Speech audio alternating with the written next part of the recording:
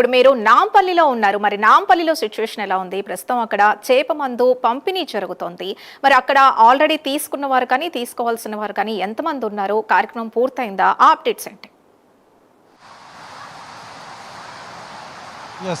ప్రస్తుతానికైతే నాంపల్లి ఎగ్జిబిషన్ గ్రౌండ్లో ఈ యొక్క చేప ప్రసాదం నిన్న నుంచి కొనసాగుతున్న నేపథ్యంలో కొంత తుది దశకు కూడా చేరుకుందని చెప్పవచ్చు. క్రమక్రమంగా ఈ యొక్క చేప ప్రసాదం తీసుకునే వ్యాధిగ్రస్తులంతా కూడా కొంత తగ్గుముఖం పట్టిందని చెప్పవచ్చు. అయితే ఇప్పటి వరకు కాసేపటి క్రితం వరకు కూడా వర్షం రాని నేపథ్యంలో కూడా క్రమక్రమంగా ఇక్కడికి ప్రజలు వస్తూ చేప మందు తీసుకుంటున్న పరిస్థితి. అయితే వర్షాలు ఒక్కసారిగా భారీ వర్షం నమోదైన నేపథ్యంలో కూడా ఇక్కడ చేప మందుకు సంబంధించి ప్రసాదం తీసుకున్న వాళ్ళంతా కూడా బయటికి వెళ్ళలేని పరిస్థితి అయితే ఉంది. భారీ వర్షం నమోదవుతున్న నేపథ్యంలో కూడా ప్రజలంతా కూడా ఈ యొక్క చేప ప్రసాదం తీసుకున్న తర్వాత అందరు కూడా ఇక్కడే ఉండిపోయిన పరిస్థితి అయితే ఉంది. అయితే మొత్తానికి ఈ యొక్క వర్షానికి సంబంధం లేకుండా ఈ యొక్క చేప ప్రసాదం పంపిణీ తుదిదశకు చేరుకుందని చెప్పవచ్చు. మరి కాసేపట్లో ఈ యొక్క చేప ప్రసాదం పంపిణీకి సంబంధించి తుది దశకు చేరుకొని 9 గంటలకు పూర్తయ్యే అవకాశం కూడా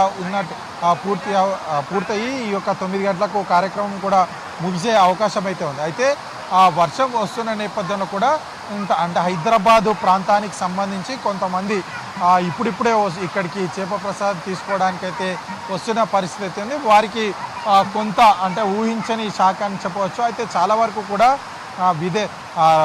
దేశంలోని పలు రాష్ట్రాల నుంచి ఇక్కడికి నిన్నటి నుంచి ఇక్కడికి పెద్ద ఎత్తున ప్రజలు వచ్చి ఈ చేప ప్రసాదం అయితే తీసుకోవడం అయితే జరిగింది. అయితే నగరంలో ఉన్నవారు ప్రధానంగా నగరంలో ఉన్నవారు ఈరోజు తీసుకోవాలని చెప్పేసి చాలా వరకు అనుకున్న వరకు కొంత ఊహించని సాకి అని చెప్పవచ్చు. అయితే సాయంత్రం సమయం అంటే ఎవరైతే ఆఫీస్ కంప్లీట్ చేసుకున్న తర్వాత 9 గంటల వరకు కూడా ఈ యొక్క కార్యక్రమం కొనసాగుతుంది. కాబట్టి ఈ యొక్క 5 గంటల నుంచి 9 గంటల వరకు